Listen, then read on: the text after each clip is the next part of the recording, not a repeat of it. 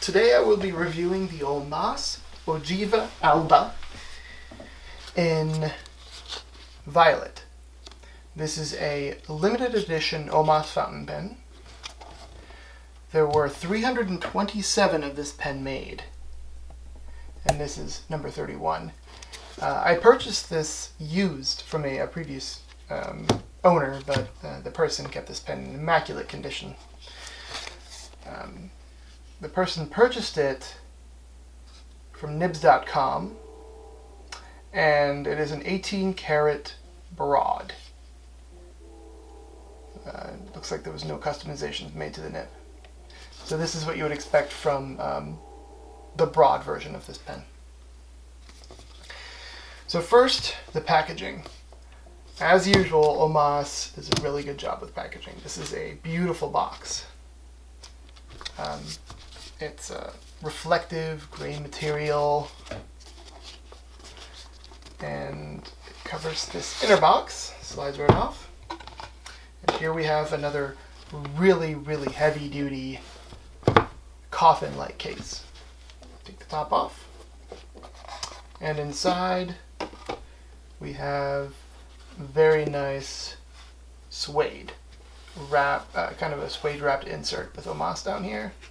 Pull this up, and underneath there is a guarantee and kind of a catalog of the pens that they offer. Overall, very professionally done. In fact, it looks like you could potentially turn this over and put two pens in here. I'm not really sure what that's about. Maybe it was meant to serve as kind of a universal insert in case you get a fountain pen and a roller ball, but that would be a guess. So the fountain pen itself comes in this sleeve, which is really nice. It's a very soft suede, and the pen just comes right out.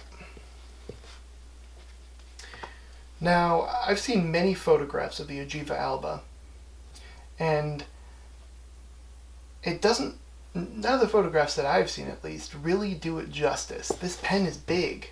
The photographs don't make that clear. To put this into perspective, this is a Lamy 2000, which is not a big pen, but it's not a small pen either. Just put it right next to it. The Ogiva Alba is slightly bigger, but it is certainly girthier. When you hold this in your hand, you're definitely feeling it. Additionally, it's a pretty big cap, and I don't know, it just looks more luxurious, in my opinion. If I want to compare this against the Visconti, this is a Visconti Opera Elements, to do a kind of side-by-side comparison. Again, this Ogiva is longer and girthier. It's a big pen. And then finally, for those Omas collectors out there, this is, I think, the smallest Omas fountain pen you can buy. And the comparison is pretty dramatic between these two. This is a good one for your shirt pocket. But if you're looking for something really big and dramatic, this should do it.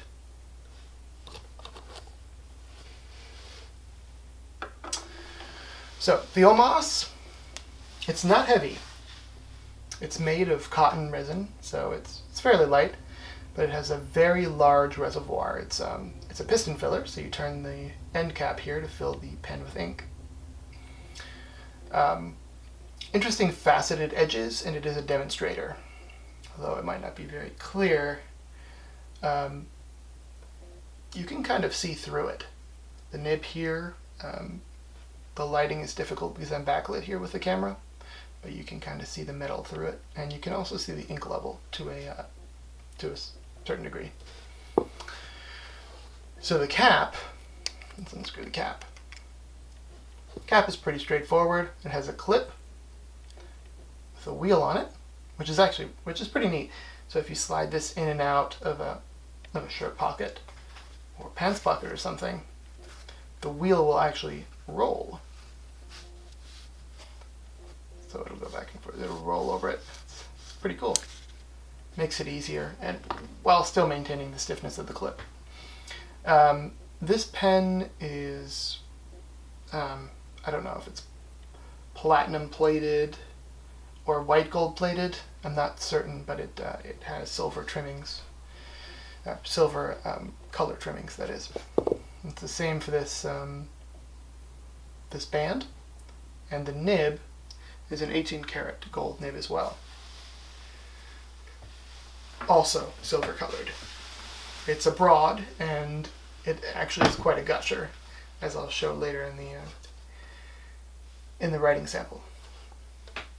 Now, as for the pen itself, it's a beautiful pen. It really is. It's a solid purple demonstrator. It's not, I would say it's a subtly translucent pen. You would have to actually look pretty closely to see that you could see through this pen. And to the bystander, that might not be immediately obvious. So other than that, it's a screw-on cap, writes extremely well, feels very solid, definitely well built. Piston filler, I would say that the filling mechanism is pretty smooth. It's not as smooth as some of my Pelicans, but this is a used pen, so it's possible that may not have been well lubricated by the previous owner. I'm not sure, but it's still a very solid pen, and I highly recommend this to anybody who's looking for a smooth writing experience. Now on to a writing sample, and that's really where this pen stands out. Omas has always been known to produce some really, really high-end nibs that write very well.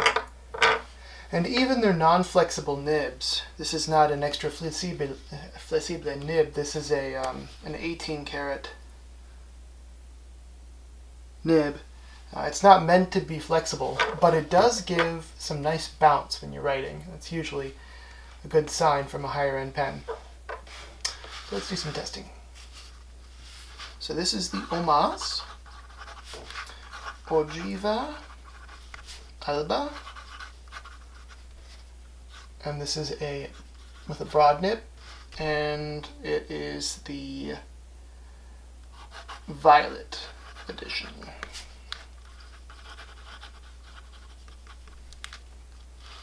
The ink is one of my favorite purples. It is Mont Blanc Lavender. Now you may have noticed that at one point it started getting scratchier, and I think that may be due to the fact the nib is kind of a stub. So you may notice that if I write horizontally, it's a little scratchier. The lines are much thinner than if I go vertically. So that gives this pen kind of an interesting stub quality. Whereas you write, your vertical strokes are thicker and your horizontal strokes are thinner. Additionally, this pen has a little bit of flexibility, which allows me to press a little bit on the nib and produce some slight line variations. I would definitely not consider this a flex, semi-flex, or even a semi-semi-flex. That would be a stretch. But it still does give some interesting character. Additionally, this pen is a gusher. You can see from the reflection from the ink. The ink really is just coming out of this pen. And some people appreciate that, some less so. If you use this pen with an absorbent copier paper, for example, it'll just soak on through. If you're writing a letter on Clairefontaine, as I'm using here, or Rhodia, or maybe Tomo River paper, then this would be less of a concern and would actually bring out some of the sheen and shading qualities of interesting inks. I wouldn't say that this is a shading ink, but you can definitely see some shading here, where as you do loops and things, ink is pooled in the corners and in the bottom of the loop, gives it an interesting look. So let's write something quickly.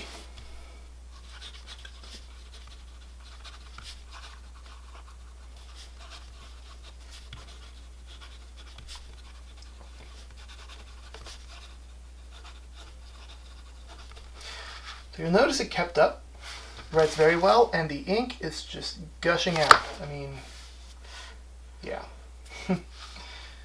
So that's actually pretty nice. I'm enjoying this.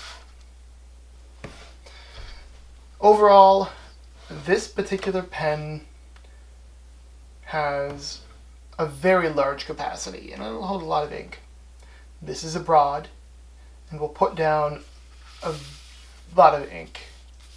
So if that's something you're looking for, then I would definitely recommend this pen.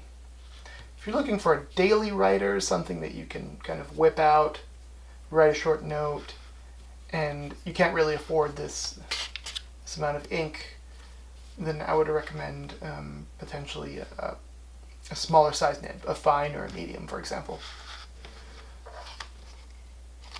So yeah. Oh yeah, let's do upside down writing. Not even going to try it. It's very scratchy. I would recommend against that.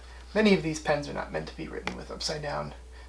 That's just the person who ground this nib did not think that that was a feature that they wanted to offer, so the top of the nib is not ground to support that.